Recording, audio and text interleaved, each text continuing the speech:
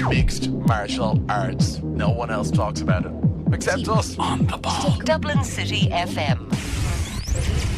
Hello everybody and welcome to this week's edition of MMA here on Dublin City FM, part of the On the Ball sports show. We've got a huge amount of stuff to talk about in a very little space of time, so we're going to get into it straight away. There was 2 UFC events on last night that we're going to be talking about. We're also going to be talking about Big John McCarthy's return to Nevada and him being accepted back into the fray. And finally, after well over a year of back and forth, Eddie Alvarez has left Bellator. He has signed for UFC. His first fight has been announced. And we've got lots of other things to touch on if we do get a chance. I believe that we're joined on the line now by Kenny Murphy. Hi, Neil. How are you? I'm very good, Ken. How are things? Good. Now, we had a shocking amount of shows last night. One in China. And we also had one in Tulsa, Oklahoma. How much of these many fights did you get to see? I watched bits and pieces. If I can give you a synopsis of the undercard, if you want. Sure. Synopsis of both undercard. Several nameless, faceless fighters went to several boring decisions. You know, I can. If I didn't know better, I'd say that you didn't even have to watch that to know. Yeah, you may not have. I actually did watch I watched all the prelims of the Tulsa card, and oh dear. Quite frankly, aside from I think 4 fights or 5 fights across both cards, there was nothing that you needed to see, and even the must-see fights, I think only really relevant ones maybe were the Bisping Lee, the Woodley Kim, and the Henderson Dos Anjos fight. Right. Okay. Well, let's start with the China card. We'll just talk about the main event and the semi-main. For people who are fans of Michael Bisping, they would have seen that he really was pushing this fight a lot. He understood that he was going to be definitely the heel out of the two because of where the fight was taking place. He had done his very best to kind of rile up Cung Le. Cung Le coming into this fight, it was very strange. Photos had come out from recently looking in tremendous shape. Cung Le's obviously in his 40s at the moment. He's always kind of seemed like an older fighter because he didn't get into the game until a relatively older age in terms of the sport that we know now. Tell me what you found in this fight, the overview of this fight, and how you thought Cung Le looked, and more specifically where he's going to go now after this. Cung Le, how he looked in the fight or how he looked physically. Both. If you saw his physique, and his traps were, Brock Lesnar-esque. And here's a guy who's 42 and who has always come into very soft and, borderline chubby, and he just has this, he has a 6-pack. He's had a total physical transformation in his 40s, which I don't, there's nothing to say about it. It is what it is. How he looked here, he just looked like the old slower fighter, which he was. Bisping, the only danger area, I suppose, here was the striking, but he chose to stand and strike and make it a kickboxing match, and that's Cung Le's bread and butter. But Bisping won all 4 rounds, got the stoppage in the 4th, and he never looked in any trouble.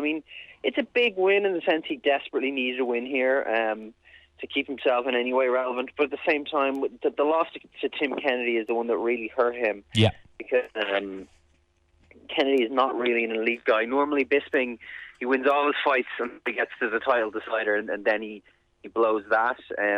But Kennedy just out-wrestled him. I don't think anybody's really backing Tim Kennedy to make a title run or anything. He's kind of he's a wrestler, he's a good wrestler, a decent striker, but he's nothing special.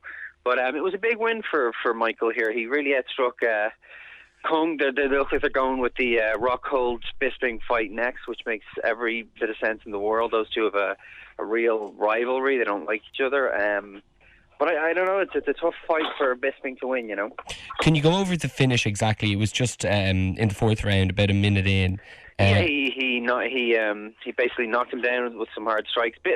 Cung Le's eye was basically swollen shut from the 2nd round, so he was just kind of a sitting duck, and Bisping just overwhelmed him with strikes, knees. Just the Bisping thing, Bisping is cardio all day, and he just poured it on especially heavy in the 4th, and Cung went to the ground, and it wasn't, Cung wasn't unconscious, but it was just one of those stoppings. It was a mercy stopping.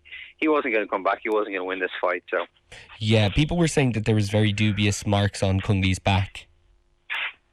as in like acne. Yes. Didn't notice, to be honest. But. Really? Okay, because obviously we're not saying anything, but this new physique at this age with those telltale signs, 2 + 2 = 4, not 5. Tyrone Woodley and Dong Hyun Kim was the semi-main, so unfortunately the two main events did not deliver for the hometown crowd. Home area crowd. Not that either of these men are from where the fight took place, but that side of the world. Korean Zombie. When you look at both of the cards and the named fighters, if you will, the lack thereof, but the ones who did compete, a lot of people who were stars in the past were the people who took the falls. We'll talk about that when we get into the Tulsa show a bit more, but this seemed like complete domination from Tyrone Woodley. TKO punches first minute of round 1. Yeah, I mean, they were just trading, going back and forth, and Kim went for a spinning back fist, and as he was spinning, Tyrone was throwing a right. The right landed bang on the jaw. He finished him up on the floor. He looked good here. This was a big fight for him, because Dong Hyun Kim is like John Fitch. He's a way of just making a fight boring, making it a grind, and winning a lot of decisions. And I think a lot of people expected this fight to be a bit tedious. Neither man is known for having terrific fights, but Woodley looked really good here, and this keeps his name relevant in the welterweight championship picture. You were saying Dong Hyun Kim isn't known for having terribly exciting fights, but he has had a couple of match of your candidates. Do you think that he has a reputation for being able to do, these knockdown, drag-out slugfests, and because of the fact they were in China, that he decided to just go out, kind of throw caution to the wind, and it might have cost him? Or is it a case where Dong Hyun Kim is pretty much on the descent now in terms of his mobility? No, it's just one of those where it was early in the fight, and Tyrone caught him. You know what I mean? They tied up a little bit, but it was just very early. They were in the feeling out process, and Tyrone landed. It's one of those that these guys fought 10 times. It might happen once, but it's one that you can't read too much into, which is the way with a lot of early stoppages. Okay, we're going to talk about the second show from yesterday, which is UFC Fight Night, Henderson versus Dos Anjos. Benson Henderson lost in the main event to Rafael Dos Anjos, KO punch in the first round. This is very rare for Henderson to get such a shellacking.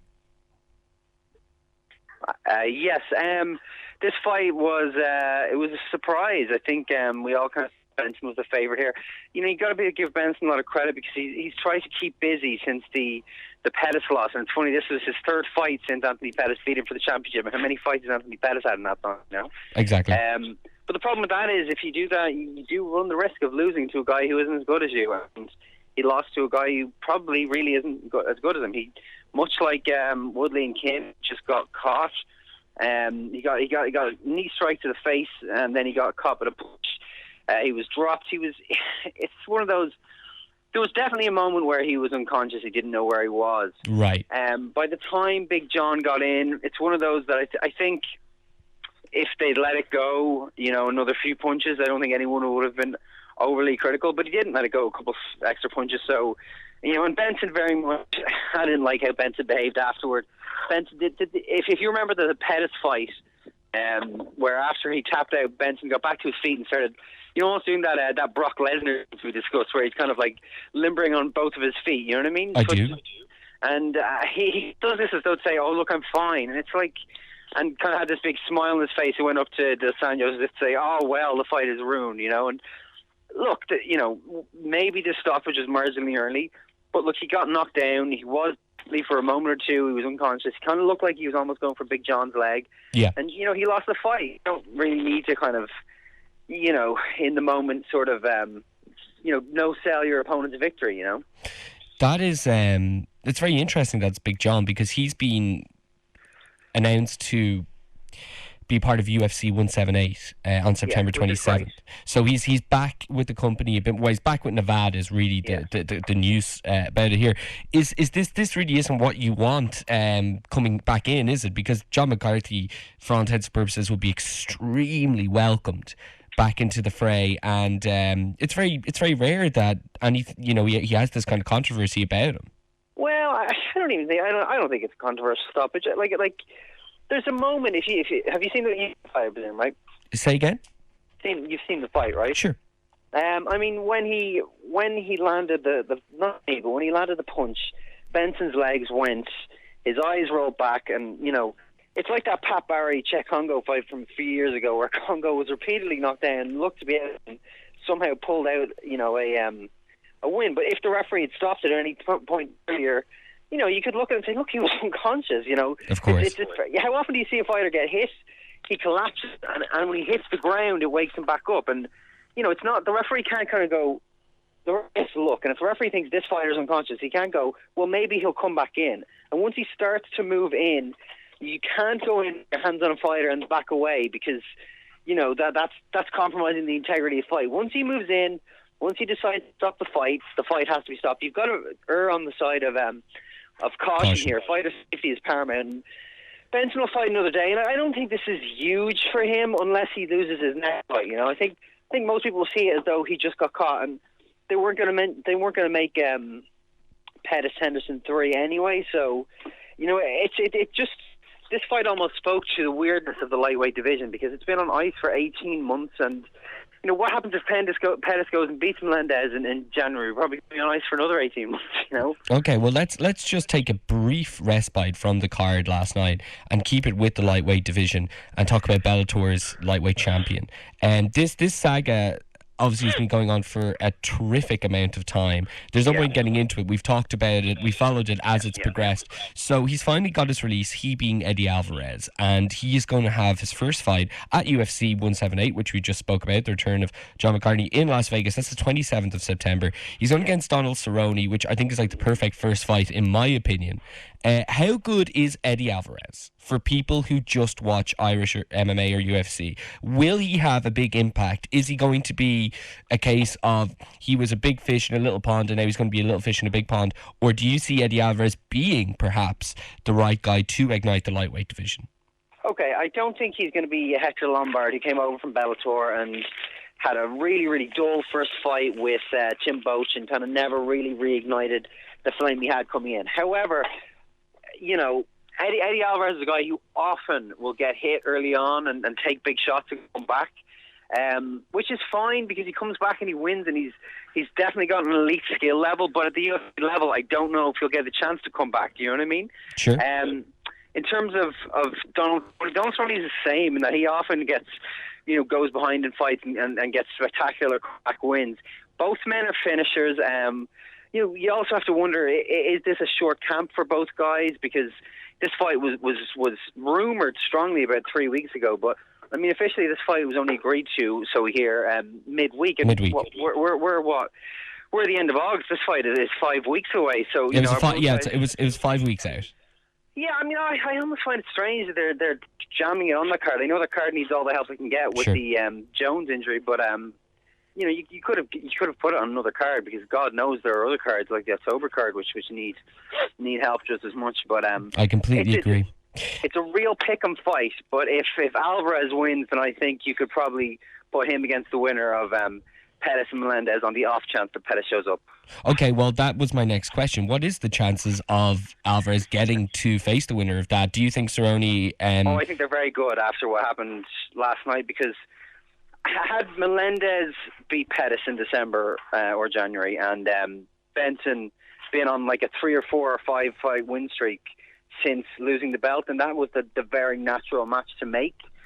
But with Benson having lost last night, I don't think by any means Rafael dos Anjos is there, so I think that you're looking for somebody to be the number one contender, and to me, the Cerrone Alvarez winner would definitely be that person. Okay, excellent. Let's just talk very briefly about the semi-main event from the UFC Fight Night. Jordan Mean against Mike Pyle. Another very, very quick finish, and some controversy for Jordan Mean during the weigh-ins as well.